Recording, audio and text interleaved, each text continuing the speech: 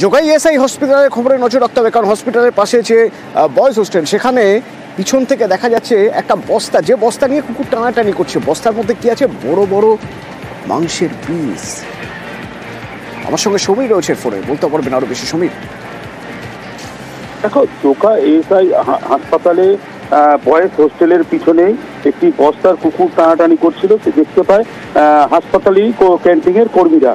ঠিক সেই সময় বস্তার মধ্যেই বড় বড় টুকরো মাংস রয়েছে বলে জানা গেছে।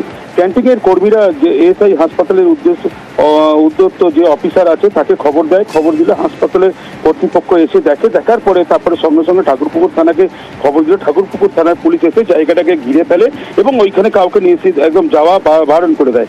তারপরে ঠাকুরপুকুর থানার পুলিশ ওখান থেকে এসে ফরেন্সিক আছে, ডাক্তার যে ওখানকার স্থানীয় যে ডাক্তার আছে তারাও মাংসগুলো দেখে। দেখার পরে কিসের মাংস, কি মাংস, কোথা থেকে এলো, সব সেটাই তদন্তের জন্য এখন ঠাকুরপুকুর থানা কিছু বলতে চাইছে না এবং এই মাংস বিদ্যাসাগর হাসপাতালে পাঠিয়েছে। ফরেন্সিক আসবে এবং তদন্ত করে দেখবে কিসের মাংস, তারপরেই বলতে পারবে। ঠাকুরপুকুর থানার পুলিশ এখন তদন্ত নেমেছে, দেখার বিষয়।